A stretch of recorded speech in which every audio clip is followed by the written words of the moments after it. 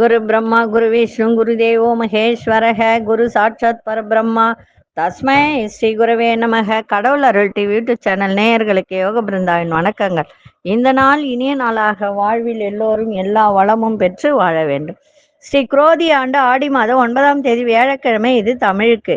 ஆங்கிலம் 25/7/2024 ஆண்டு. திருக்கணித பஞ்சாங்கப்படி சூரியோதயம் 6:02 திதி இன்று காலை 8:40 வரை சதுர்த்தி, பின்பு பஞ்சமி. நட்சத்திரம் இரவு 8:41 வரை புரட்டாதி, பின்பு உத்திரட்டாதி. நாம யோகம் பிற்பகல் 12:17 வரை சோபனம், பின்பு அதிகண்டம். கரணம் இரவு 7:25 வரை கௌளவ கரணம், பின்பு தைத்துல கரணம். அமிர்தாதி யோகம் இன்று சித்த யோகம் அமிர்த யோகம் இரண்டும் இருக்கு. நல்ல நேரம் காலை 10:45 முதல் 11:45 வரை, மாலை 6:30 7:30 வரை. ராகு காலம் பிற்பகல் 1:30 3 மணி வரை. யமகண்டம் காலை 6 மணி முதல் 7:30 வரை. குளிகை காலை 9 மணி முதல் 10:30 வரை. சுபவேளைக்கான ஒரு நல்ல நேரம் நண்பகல் 12:15 முதல் 1:15 வரை. இரவு 8 மணியிலிருந்து 9 மணி வரை. வாரசூலம் தெற்கு. பரிகாரம் தைலம். சந்திராசிரம நட்சத்திரம் இன்று இரவு 8:41 வரை ஆயில்யம், பின்பு மகம் நட்சத்திரத்துக்கு சந்திராசிரமம் ஆரம்பம் ஆகிறது. இன்றைய தினம் வியாழக்கிழமை. குரு வழிபாடு தட்சிணாமூர்த்தி வழிபாடு இன்னைக்கு செய்வது மிக சிறப்பு. இன்று கொண்டு செல்லுகின்ற பொருள் ஒரு எலுமிச்சங்கனியும் வசமும் கொண்டு செல்லுங்கள், சிறப்பாக இருக்கும். நம்ம கோச்சாரத்தை பார்த்துட்டு இன்றைய தினம் கணவன் மனைவி பிரிந்த தம்பதியர் ஒன்று சேர்க்கக்கூடிய ஒரு ஸ்தலம், சிவன் ஸ்தலம் இருக்கு. அது எந்த தலம் அப்படின்றத பார்க்கலாம். அதற்கு முன்பு நம்ம கோச்சாரத்தை பார்த்துருவோம். கடக லக்னம். லக்னத்துக்குள்ளே சூரியனும் சுக்கிரனும், சிம்மத்தில் புத பகவான், கன்னியில் கேது பகவானும் மாந்தி பகவானும், கும்பத்தில் சந்திர பகவானும் சனி பகவானும் வக்ரம் பெற்று இருக்கிறார். சனி பகவான் மீனத்தில் ராகு பகவான், ரிஷபத்தில் அங்காரகனும் குரு பகவானும் இணைந்து இருக்கிறார்கள். இன்றைய தினம் பிரிந்த தம்பதியர் ஒன்று சேரக்கூடிய ஒரு ஸ்தலம் ஒண்ணு இருக்கு. அதை பத்தி பார்க்கறதுக்கு முன்பு இந்த கண் திருஷ்டி அப்படின்றது ஒண்ணு இருக்கு. அதாவது சொல்லுவாங்க, கல்லடி பட்டாலும் படலாம், கண்ணடி படக்கூடாது அப்படின்னு சொல்லிட்டு. அதற்கு மூலிகை பொருட்கள் கிட்டத்தட்ட ஒரு 17-18 பொருட்கள் இருக்கும். அதுலயே எல்லாமே இருக்கும். அதை அப்படியே கட்டி நீங்க வீட்டுல செவ்வாய் ஞாயிறு இல்ல வாரத்துக்கு ஒண்ணு இல்ல மாசத்துக்கு ஒரு முறை திஷ்டி சுத்தி எரித்தால் வீட்டில் இருக்கக்கூடிய நெகட்டிவிட்டி எல்லாம் வெளியில போகும். அதே மாதிரி இப்போ நிறைய பேருக்கு சில பிரச்சனைகள் இருக்கும். கடன் பிரச்சனை, தேவையில்லாத சங்கடங்கள் அப்படிலாம் இருக்கும். அவங்களுக்கு ஒரு சில பேருக்கு வீடு வாஸ்து சரியில்லைன்னா கூட அந்த ப்ராப்ளம் வரக்கூடிய ஒரு தன்மை இருக்கு. சில வீட்டுல பாத்தீங்கன்னா குபேர மூலையில சிங்க் வச்சிருப்பாங்க. குபேர மூலையில சிங்க்னா பாத்திரம் கழுவக்கூடிய ஒரு சிங்க் அங்க வச்சிருப்பாங்க. அப்போ அந்த இடத்துல தண்ணி ஊத்தி நம்ம அந்த பழைய பாத்திரங்களை நம்ம தேய்க்கும் போது, சமைச்ச பாத்திரங்கள் எல்லாம் அந்த இடத்துல தண்ணி ஊத்தி போகும்போது எவ்வளவு பணம் வந்தாலும் அந்த வீட்டுல இருக்காது. இதெல்லாம் உங்களுக்கு லைவ்ல 1ஆம் தேதியில இருந்து உங்களுக்கு அது எப்படி என்ன ஏதுன்றது விளக்கமா சொல்ல போறேன். அதே மாதிரி கரணத்தை பத்தியும் 27 நாம யோகம்னு ஒண்ணு இருக்கு. அந்த யோகத்தை பத்தியும் அதற்கு உண்டான கிரகங்கள் என்ன. இப்போ ஒரு கரணம் இருக்கு, பத்திரை கரணம்னு வச்சுக்கோங்களேன். ஒரு எக்ஸாம்பிளுக்கு பத்திரை கரணம் அப்படின்னும் போது அது கோழியை சார்ந்தது. அதே மாதிரி தைத்துல கரணம்னா கழுதையை சார்ந்தது. கிரகம் அப்படின்னு பாத்தீங்கன்னா சுக்கிரனுடைய ஆதிக்கத்துல வரும். இந்த மாதிரி வரும்போது பத்திரை கரணம் வரும்போது செவ்வாயினுடைய ஒரு ஆதிக்கத்துல வரக்கூடியது. அப்ப அதுக்கு என்ன செய்யலாம், எப்படி பரிகாரம் செய்வது, அந்த கரணத்தை எப்படி இயக்குவது. இப்ப கௌளவ கரணம்னு எடுத்துக்கோங்களேன். கௌளவ கரணம்னா பன்றி அப்படின்னு அர்த்தம். அப்போ பன்றி முகம் கொண்ட கடவுள். அதே மாதிரி கௌளவ கரணத்துக்கு சனி பகவான் தான் ஆதிக்கம். அந்த கரணத்துக்கு பிறந்தவர்கள் என்ன செய்யலாம் அப்படின்றது நிறைய இருக்கு. நான் அதை பத்தி சொல்ல போறேன். அதே மாதிரி இந்த கண் திருஷ்டி பொருள், லக்ஷ்மி கடாட்ச தூப பொடி, அதே போல கண் திருஷ்டி யந்திரம், நிறைய வியாபாரம் பண்றவங்க இந்த எந்திரத்தை யூஸ் பண்ணலாம். அதே மாதிரி வருமானம் பெருக்குவதற்கு இப்போ ஒரு கடை வச்சிருக்காங்கன்னா ஜனவசியம் தான் முதல்ல தேவை. ஒரு ஒரு கடைக்கு என்ன தேவை? ஜனவசியம். ஜனவசியம்னா என்ன? ஜனம் வந்துகிட்டே இருக்கும். இப்போ ஒரு லைன்ல வந்து ஒரு 10 கடை இருக்குன்னா 2 கடையில மட்டும் எப்பொழுதுமே கூட்டம் இருந்துட்டே இருக்கும். இவங்களே யோசிப்பாங்க, அந்த கடையில மட்டும் எப்படி வந்து ஜனம் வருது, நம்ம கடைக்கு வரலையே அப்படின்னு ஒரு யோசனை நிறைய இருக்கும். அதற்கு உண்டான எந்திரங்கள், அதற்கு உண்டான பொருட்கள் கிடைக்கும். வேண்டுவோர் அணுகலாம். ஏற்கனவே நிறைய கொடுத்துருக்கோம். அதே மாதிரி ஒத்தக்கண்ணு தேங்காய், அதையும் முந்தானத்து ஒருத்தர் வந்து ஃபோன் பண்ணி சொல்றார், அதை கட்டின பிறகு ஓரளவுக்கு நல்லா இருக்காங்கம்மா, ஓரளவுக்கு வருமானம் வருது, ஒண்ணுமே இல்லாது இப்ப பரவாயில்ல அப்படின்னு சொன்னா அதுவே பெரிய சந்தோஷம். அதனால வேண்டுவோர் அணுகலாம். ஃபோன் பண்ணி கேளுங்க, இல்ல வாட்ஸ்அப்ல உங்களுக்கு என்ன தேவை அப்படின்றத போடுங்க. சரி, இப்போ பிரிந்த தம்பதியர் நிறைய வீட்டுல இப்ப என்ன நடக்குதுன்னா கணவன் மனைவி சண்டை தான் நடக்குது. கல்யாணம் ஆகி கொஞ்ச நாள்லயே பாத்தீங்கன்னா பிரிவினை வந்துருது. அதெல்லாம் இல்லாம இருக்கணும். ஏன்னா ஒருத்தருக்கு ஒருத்தர் விட்டு கொடுத்தாதான் குடும்பம், இல்லைன்னா அது குடும்பமே கிடையாது. கணவன் மனைவிக்கிட்டே ஒற்றுமை இருக்க வேண்டியது மிக மிக அவசியம். விட்டு கொடுத்து வாழ்ந்தால்தான் அது வாழ்க்கையாக இருக்கும். அதை யாரும் வலியுறுத்தி வாழ வைக்க கூடாது, வலியுறுத்தக்கூடாது. ஒரு தாயோ ஒரு தந்தையோ அவங்கள வாழ வைக்கணும் தான் பார்க்கணும். தனித்தனியா இது பண்ணி அவங்கள மனசை கெடுக்க கூடாது. நிறைய பேர் இது அந்த மாதிரி செய்யறாங்க. அதனால இந்த கோவிலுக்கு சென்று வந்தால் அவர்களுக்கு பிரிந்த தம்பதியர் ஒன்று பிரிஞ்சு இருக்காங்க, இவங்க அம்மா வீட்லயும் அவங்க அம்மா வீட்லயும் இருக்காங்கன்னு வச்சுக்கோங்க, அவங்கள ஒன்று சேரக்கூடிய ஒரு வாய்ப்பு. எப்படி அப்படின்னு பாத்தீங்கன்னா, கும்பகோணம் அருகில் இருக்கக்கூடிய திருசக்தி சிவ திருத்தலம், இந்த திருத்தலத்துல உள்ள சிவபெருமானுக்கு சிவகொழுந்தீசர் தழுவ குழந்தைநாதர் அப்படின்னு பேர். அவர் வந்து பாத்தீங்கன்னா இந்த கோயில்ல அம்பிகையும் ஈசனும் காட்சி தருகிறார்கள். கிழக்கு நோக்கி 5 நிலை ராஜகோபுரத்துடன் காட்சி அளிக்கிறது இந்த கோவில். அதே போல கருவறையில சிவகொழுந்தீஸ்வரர் சுயம்பு மூர்த்தியாக, அதாவது சுயம்பா வந்தவர் இவர். கிழக்கு நோக்கி கருவறையில காட்சி தருகிறார். சுவாமி சந்நிதி பிரகாரத்துல உள்ள பைரவர் சந்நிதியில பைரவர் நிஜமாகவே ஒரு ஆள் உயரத்துக்கு இருக்கிறார். கண்ணையும் கருத்தையும் கவரும் அழகுடன் காணப்படும் இது போன்ற பைரவரை வேறு எங்கும் நம்ம காணவே முடியாது. அப்படிப்பட்ட ஒரு ஸ்தலம் தான் இந்த ஸ்தலம். ஒரு சமயம் பார்வதி தேவிக்கும் சிவபெருமானுக்கும் இடையே கருத்து வேறுபாடு ஏற்பட்டது. இதனால் வழக்கம் போல பார்வதி தேவி பூலோகத்தில் பிறக்க நேரிட்டது. மீண்டும் சிவபெருமானை சென்று சேர வேண்டுமானால் காவிரி நதிக்கரையில் லிங்கம் பிரதிஷ்டை செய்து வழிபட வேண்டும் என்று கூறப்பட்டது. இதை ஏற்றுக்கொண்ட பார்வதி தேவி காவிரி நதிக்கரையில் எந்த இடத்தில் ஆசிரமம் அமைத்து ஈசனை வழிபடுவது என்று பார்த்து கொண்டே வந்தாள். அப்போது கும்பகோணம் அருகே உள்ள திருச்சந்தி முற்றம் பகுதியை தேர்ந்தெடுத்தாள். காவிரி கரையோரத்தில் மண்ணெடுத்து அது லிங்கம் பிரதிஷ்டை செய்து அதற்கு தினமும் மலர் மாலைகள் சூட்டி தவ வழிபாடு செய்து வந்தார்கள்.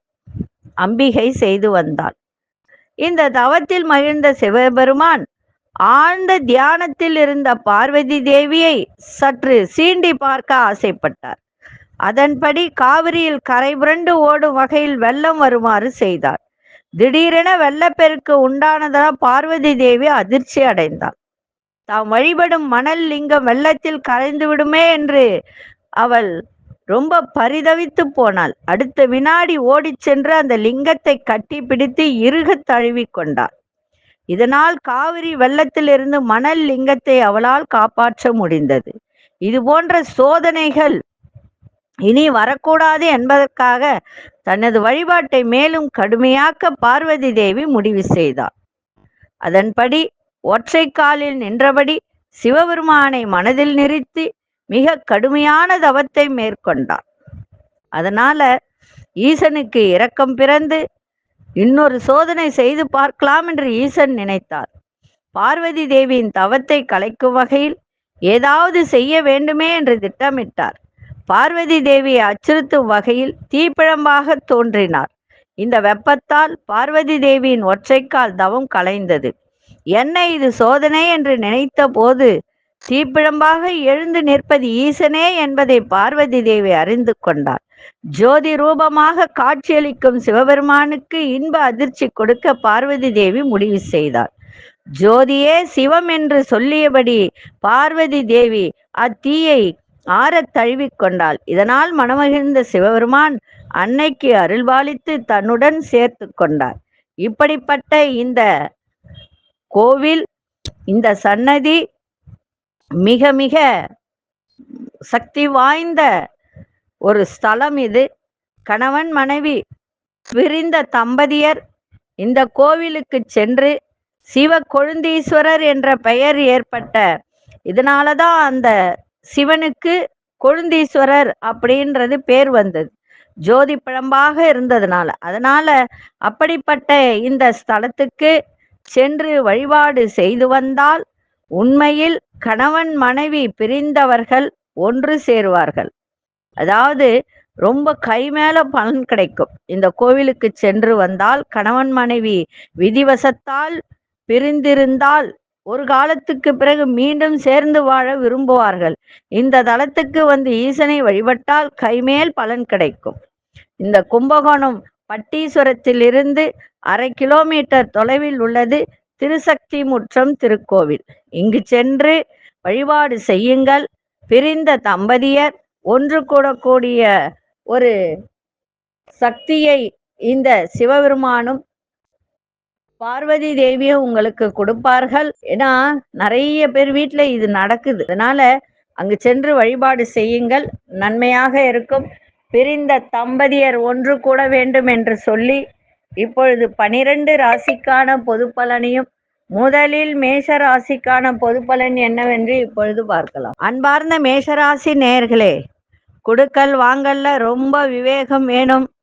அதே மாதிரி ஒரு வேகத்தோடு எதையும் செய்யாதீர்கள்.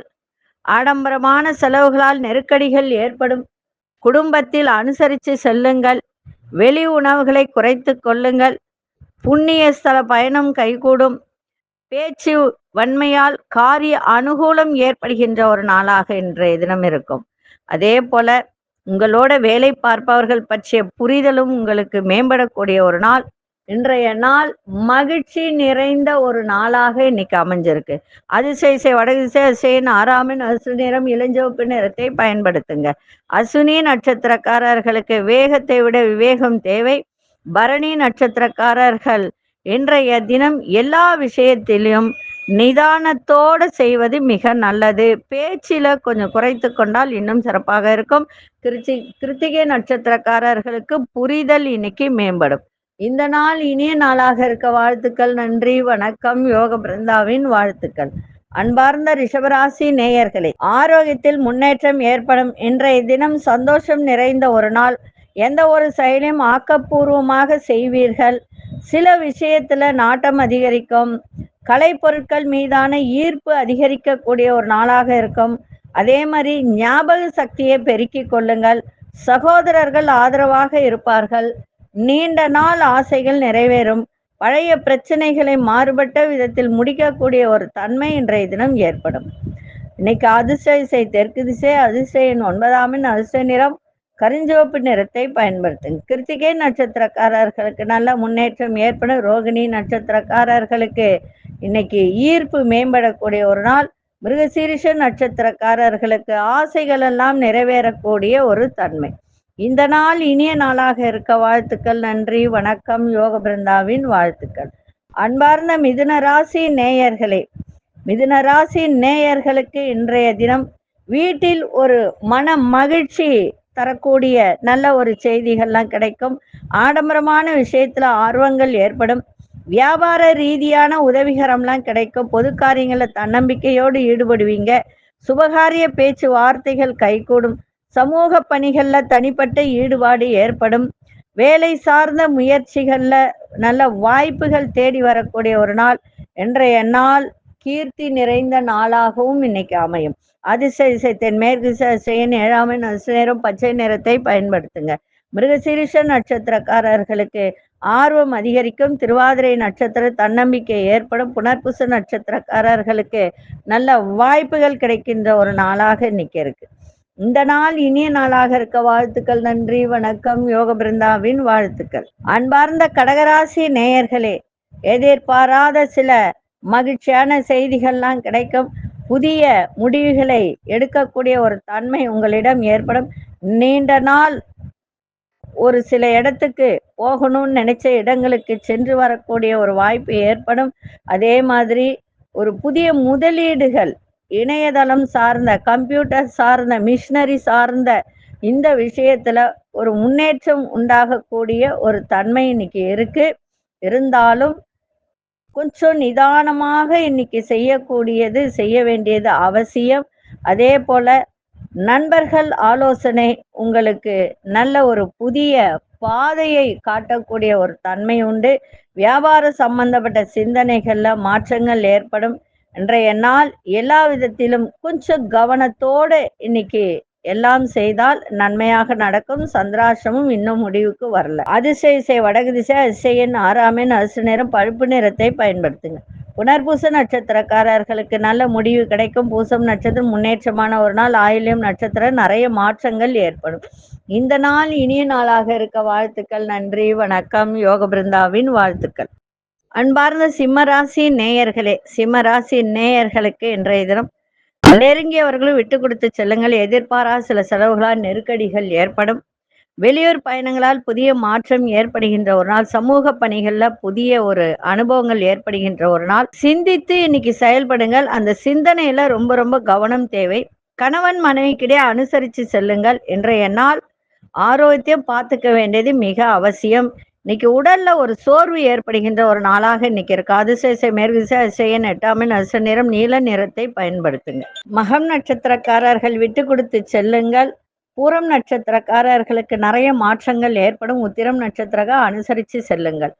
இந்த நாள் இனிய நாளாக இருக்க வாழ்த்துக்கள். நன்றி, வணக்கம். யோக பிருந்தாவின் வாழ்த்துக்கள். அன்பார்ந்த கன்னிராசி நேயர்களே, கன்னிராசி நேயர்களுக்கு இன்றைய தினம் புதிய நபர்கள் அறிமுகம் ஏற்படும். ஆனா அவர்களிடம் பேசும்போது ரொம்ப நிதானத்தோடு பேசணும். பணம் கொடுக்கல் வாங்கலாம் வச்சுக்க கூடாது. வீடு மற்றும் மனை வாங்குவதற்கான எண்ணங்கள்லாம் அதிகரிக்கின்ற ஒரு நாளாக அமையும். தடையாக இருந்தவர்களாம் விலகி செல்வார்கள். தவறிய சில வாய்ப்புகள்லாம் மீண்டும் கிடைக்கின்ற ஒரு தருணம். சுபகாரிய முயற்சிகள்ல நல்ல முன்னேற்றம் ஏற்படும். குடும்பத்தில் இருந்து வந்த கருத்து வேறுபாடுகள்லாம் விலகும். முயற்சிக்கு ஏற்ப ஒரு நல்ல சூழல் அமைகின்ற ஒரு நாளாக இன்றைய நாள் அமையும். அன்பை செலுத்துங்கள். நன்றாக இன்றைய தினம் உங்களுக்கு நன்மையாக அமையும். அதிசய கிழக்கு திசை, அதிசயன் 1ஆம் எண், சந்தன நிறத்தை பயன்படுத்துங்க. உத்திரம் நட்சத்திரக்கார புதிய நபர்களின் அறிமுகம் ஏற்படும். அஸ்தம் நட்சத்திரக்காரர்களுக்கு நல்ல வாய்ப்புகள்லாம் கிடைக்கும். சித்திரை நட்சத்திரக்காரர்களுக்கு சாதகமான ஒரு நாளாக இன்னைக்கு அமையும். இந்த நாள் இனிய நாளாக இருக்க வாழ்த்துக்கள். நன்றி, வணக்கம். யோக பிருந்தாவின் வாழ்த்துக்கள். அன்பார்ந்த துலாம் ராசி நேயர்களே, கணவன் மனைவிக்குள் இருந்து வந்த கருத்து வேறுபாடுகள்லாம் விலகி அந்யோன்யம் பிறக்கின்ற ஒரு நாள். பிள்ளைகளின் தேவைகளை பூர்த்தி செய்வீங்க. உறவினர்கள் மத்தியில உங்களுக்கு மதிப்பு மரியாதை மேலோங்கும். மனதளவில் சில முடிவுகளை எடுக்கக்கூடிய ஒரு தருணம். அதே மாதிரி மன அமைதிக்கு தியானம் செய்யுங்கள். ஒருமைப்பாட்டு செயல்கள்ல ஆர்வம் ஏற்படும். எடுத்த காரியம் நிறைவேறுவதில் அலைச்சல்கள் ஏற்படுகின்ற ஒரு நாளாக இருக்கும். இன்றைய நாள் முயற்சி உங்களுக்கு திருவினையாக்கும். அதிசய வடகு திசை, அதிசயன் 5ஆம் எண், அரசு சிவப்பு நிறத்தை பயன்படுத்துங்க. சித்திரை நட்சத்திரக்காரர்களுக்கு அந்யோன்யம் ஏற்படும். சுவாதி நட்சத்திரம் மதிப்பு மரியாதை அதிகரிக்கும். விசாகம் நட்சத்திரக்காரர்களுக்கு இன்னைக்கு கொஞ்சம் அலைச்சல்கள் ஏற்படுகின்ற ஒரு நாளாக அமையும். இந்த நாள் இனிய நாளாக இருக்க வாழ்த்துக்கள். நன்றி, வணக்கம். யோக பிருந்தாவின் வாழ்த்துக்கள். அன்பார்ந்த விருச்சிக ராசி நேயர்களே, விருச்சிக ராசி நேயர்களுக்கு இன்றைய தினம் ஆரோக்கியத்தில் கவனம் தேவை.